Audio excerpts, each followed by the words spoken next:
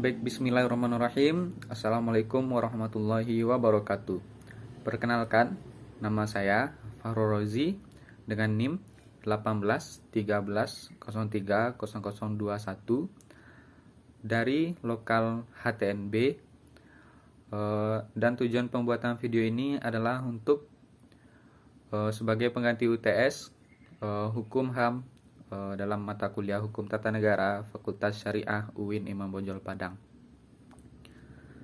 Baik, di sini saya akan menjelaskan materi dari kelompok 6, dari makalah kelompok 6, yaitu materi tentang instrumen HAM di Indonesia. Instrumen hukum HAM di Indonesia. Baiklah, yang pertama, Indonesia merupakan satu dari berbagai negara yang sangat menghormati dan menjunjung tinggi HAM. Sehingga pemerintah pusat menciptakan instrumen hukum HAM untuk menegakkan dan melindungi HAM penduduk Indonesia. Penjelasan tentang HAM di dalam Pancasila memuat sebuah tentang pemikiran bahwa Tuhan Yang Maha Esa menciptakan manusia dengan memiliki dua aspek, yaitu aspek sosialitas atau bermasyarakat dan aspek individualitas atau pribadi. Oleh karena itu, setiap orang mengemban kewajiban mengakui dan menghormati hak asasi orang-orang lain.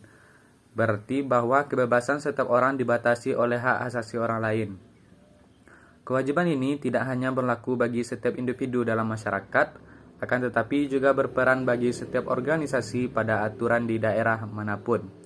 Lebih-lebih untuk negara dan pemerintah khususnya di negara Indonesia, sehingga negara dan pemerintah memiliki tanggung jawab untuk melindungi hak asasi manusia, menjamin hak asasi manusia, menghormati dan membela setiap individu manusia dan warga negara tanpa adanya pembedaan hak. Undang-Undang Negara Republik Indonesia, Undang-Undang Dasar Negara Republik Indonesia tahun 1945 menjadi dasar hukum bagi negara Indonesia dalam negara Indonesia. Dalam Undang-Undang Dasar 1945, pelindungan tentang hak asasi manusia diatur di dalamnya seperti tertuang dalam pasal 28 yang mengatur tentang hak berserikat dan berkumpul. Walaupun telah diatur dengan jelas dalam Undang-Undang Dasar 1945 tentang pelanggaran HAM di Indonesia, masih saja kerap kali terjadi pelanggaran HAM. Berakhirnya pemerintahan pada masa Orde Baru yang ditandai dan dibuktikan dengan berakhirnya rezim Orde Baru menjadikan awal mula munculnya instrumen-instrumen HAM yang berlaku secara umum atau universal untuk seluruh individu masyarakat Indonesia. Baik, kita masuk kepada instrumen-instrumen HAM dalam Undang-Undang Dasar 1945. Hak asasi manusia dalam bidang politik, ekonomi, sosial, dan budaya dalam hal ini sangat ditegaskan di dalam pasal-pasal dalam Undang-Undang 1945. Yaitu pasal-pasal tersebut adalah: yang pertama, kemerdekaan ialah hak segala bangsa, yaitu tertuang dalam pembukaan Undang-Undang Dasar 1945 alinea pertama. Yang kedua, penjajahan di atas dunia harus dihapuskan, tertuang juga dalam pembukaan Undang-Undang Dasar 1945 alinea pertama. Ketiga, melindungi segenap bangsa Indonesia dan seluruh tumpah darah Indonesia. Ini tertuang dalam pembukaan Undang-Undang Dasar 1945 alinea keempat. Yang keempat, mengajukan kesejahteraan umum dalam pembukaan Undang-Undang Dasar alinea keempat. Mencerdaskan kehidupan bangsa, pembukaan Undang-Undang Dasar 1945 alinea keempat. Keenam, juga ikut melaksanakan ketertiban dunia, juga terdapat dalam pembukaan Undang-Undang Dasar 1945 alinea keempat. Yang ketujuh, hak atas kesamaan kedudukan di dalam hukum dan pemerintahan, tertuang dalam pasal 27 ayat 1 Undang-Undang Dasar 1945. Kedelapan, hak atas pekerjaan dan penghidupan yang layak, tertuang dalam pasal ayat 27 ayat 2 Undang-Undang Dasar 1945. Dan masih banyak lagi pasal-pasal yang mengatur tentang instrumen HAM.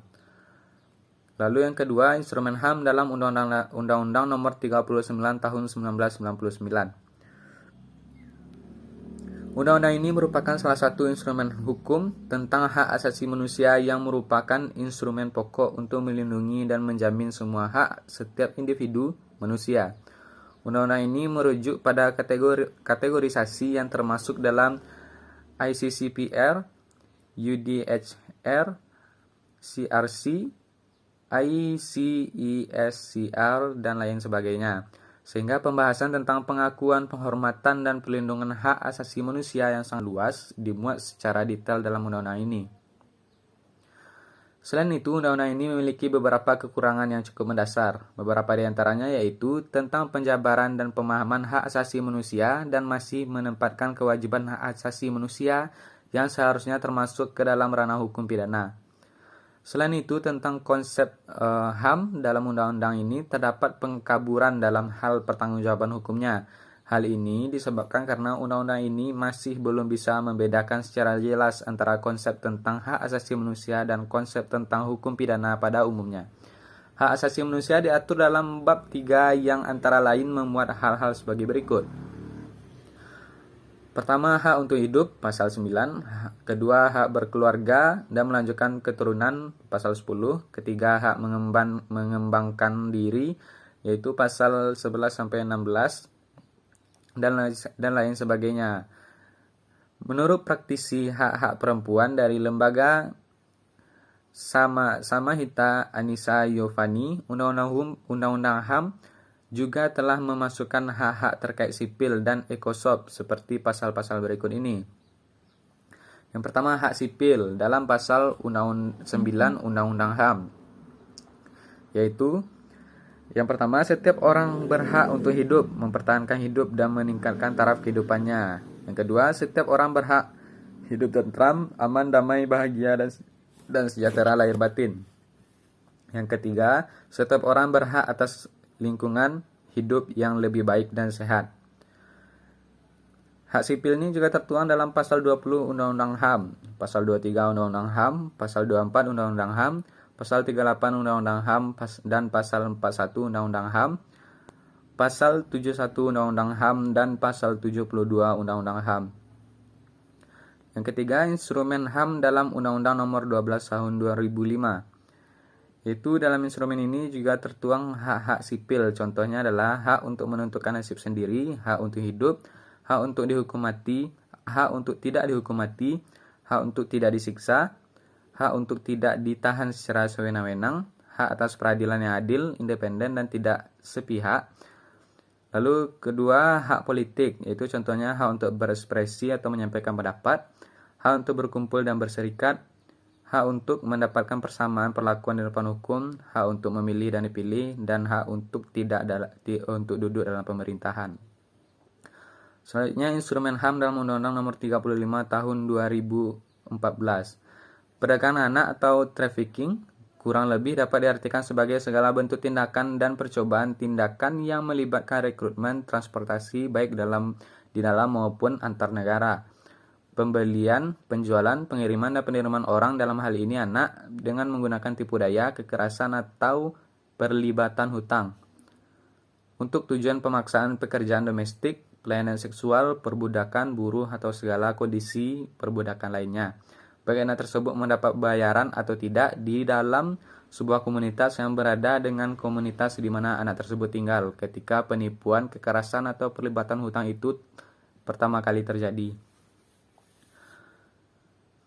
Pemerintah menetapkan, sebenarnya sejak tahun 1979, pemerintah telah menetapkan sebuah peraturan untuk meletakkan anak-anak dalam sebuah lembaga proteksi yang cukup aman, yaitu Undang-Undang Nomor 4 tentang kesejahteraan anak. Langkah pemerintah selanjutnya adalah menetapkan Undang-Undang Pengadilan Anak, yaitu Undang-Undang Nomor 3 Tahun 1997.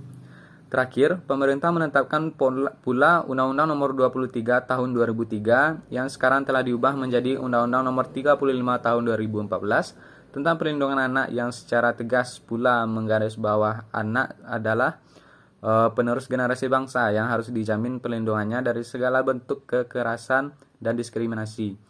Meskipun Indonesia telah meratifikasi konvensi PBB tentang hak anak dan telah mengeluarkan Undang-Undang Nomor 35 Tahun 2014, secara objektif yang terjadi di kehidupan anak-anak adalah masih belum teratasinya masalah anak-anak yang terjadi di Indonesia, khususnya bagi kasus child trafficking yang semakin tidak bisa ditolerir dengan akal sehat.